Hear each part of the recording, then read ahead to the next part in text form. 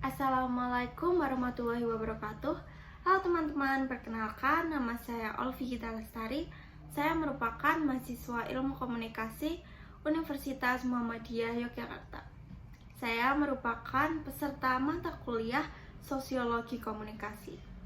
Dalam video ini saya akan menjelaskan mengenai beberapa poin. Yang pertama, tentang identitas, yang kedua tentang transmissional view dan meaning based, yang ketiga tentang khalayak, dan yang terakhir tentang popular culture. Untuk mengetahui lebih lanjut mengenai materi-materi yang akan disampaikan, yuk kita simak video penjelasan berikut ini. Materi yang pertama yaitu identitas. Apa sih identitas itu?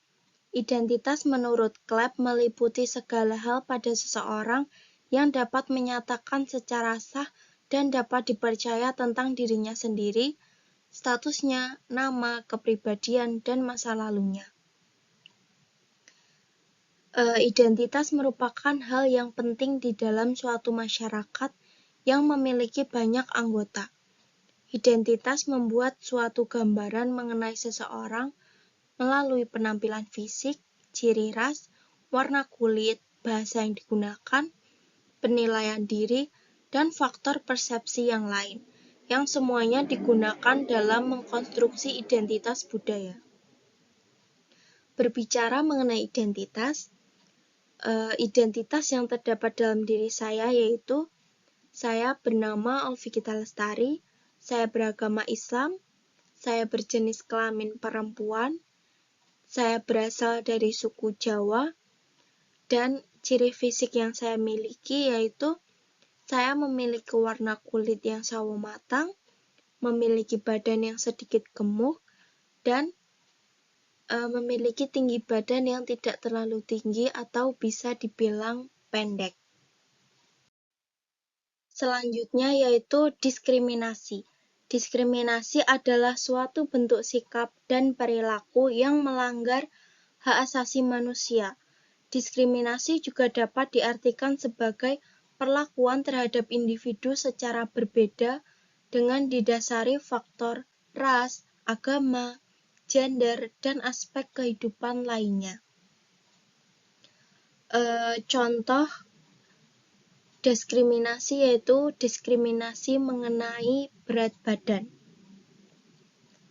Berat badan seringkali dianggap sebagai hal yang penting bagi seorang, terutama bagi wanita. Banyak dari mereka yang diperlakukan tidak adil hanya karena memiliki berat badan atau bentuk tubuh yang tidak ideal. Nah, hal ini disebut juga dengan bias berat badan. Bias berat badan merupakan prasangka, stereotip, dan diskriminasi terhadap seseorang karena berat badan mereka. Saya pernah memiliki pengalaman mengenai diskriminasi berat badan. Saya dulu pernah mempunyai badan yang kurus. Jadi ketika saya bertemu dengan orang-orang, banyak dari mereka yang bilang bahwa badan saya terlalu kecil, saya seperti orang yang tidak diberi makan, dan saya juga pernah dibilang tidak cocok memakai baju yang saat itu sedang saya pakai karena badan saya yang terlalu kurus. Mengenai konstruksi media terhadap identitas. Relasi antar individu saat ini tidak lagi fisik atau interface, melainkan telah diwakili oleh perangkat atau terminal teknologi komunikasi sebagaimana perangkat teknologi yang biasa ditemukan dalam kehidupan sehari-hari. Bahkan dalam perkembangan cyber saat ini, kehadiran individu sebagai objek bisa diwakili dengan animasi atau avatar sesuai dengan keinginannya. Internet sebagai media baru atau new media bisa menjadikan siapa atau apapun yang diinginkan penggunanya. sehingga hal ini akan mempengaruhi bagaimana seseorang mengkomunikasikan identitas dirinya di kehidupan maya. Misalnya, dalam interaksi face-to-face, seseorang akan memahami gambaran identitas diri orang lain melalui gender, ras, pakaian, dan karakteristik non-verbal lainnya. Namun, beberapa karakteristik ini sangat sulit muncul dalam interaksi virtual. Teknologi internet menawarkan fasilitas untuk menyembunyikan beberapa petunjuk atau karakteristik tertentu yang tidak ingin ditampilkan dan diketahui oleh publik. Materi selanjutnya yaitu mengenai cara menganalisis media dengan menggunakan cara pandang transmissional view dan meaning based. Yang pertama yaitu transmissional view. Transmissional view adalah cara pandang terhadap media yang melihat media sebagai sarana untuk menyampaikan informasi atau pesan dari satu pihak kepada pihak yang lain. Dalam cara pandang ini, media dianggap sebagai alat yang memiliki kekuatan untuk mempengaruhi orang-orang yang mengkonsumsinya. Misalnya, kita menganalisis sebuah iklan di televisi. Dalam iklan tersebut, seseorang model wanita cantik sedang menggunakan produk kecantikan tertentu. Nah, iklan tersebut menyampaikan pesan bahwa produk kecantikan tersebut dapat membuat wanita menjadi lebih cantik dan menarik. Selanjutnya yaitu cara pandang menggunakan meaning based. Meaning based adalah cara pandang terhadap media yang melihat media sebagai sarana untuk menciptakan makna. Nah, dalam cara pandang ini, media dianggap sebagai alat yang memungkinkan orang-orang untuk menginterpretasikan dunia di sekitar mereka. Misalnya, kita ingin menganalisis sebuah film. Dalam film tersebut, seorang wanita muda yang berasal dari keluarga miskin berhasil menjadi seseorang pengusaha yang sukses. Berdasarkan cara pandang meaning based, kita dapat menganalisis film tersebut sebagai berikut. Misalnya, film tersebut membentuk representasi dari dunia yang menunjukkan bahwa kesuksesan ini dapat dicapai oleh siapa aja, terlepas dari latar belakangnya. Selanjutnya, film tersebut dapat membentuk pemahaman orang-orang tentang dunia bahwa kesuksesan dapat diraih dengan kerja keras dan tekad, tetapi juga dengan faktor-faktor lain, seperti latar belakang keluarga dan keberuntungan. Materi selanjutnya yaitu tentang khalayak. Tipe khalayak ini dibagi menjadi dua, yaitu khalayak aktif dan khalayak pasif. Khalayak aktif adalah khalayak yang memiliki peran aktif dalam proses komunikasi massa. Khalayak aktif tidak hanya menerima pesan dari media, tetapi juga menafsirkan dan menginterpretasikan pesan tersebut sesuai dengan konteks dan pengalaman mereka. Khalayak aktif juga dapat menggunakan media untuk memenuhi kebutuhan dan keinginan mereka, seperti mendapatkan informasi, hiburan, atau ikatan sosial. Sedangkan khalayak pasif adalah khalayak yang memiliki peran pasif dalam proses komunikasi massa. Khalayak pasif hanya menerima pesan dari media tanpa memberikan interpretasi atau tanggapan.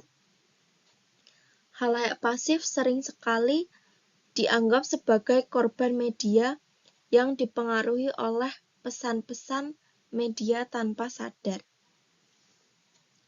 Selanjutnya yaitu tipe teori halayak. Tipe teori halayak yang pertama yaitu teori hypodermic needle effect.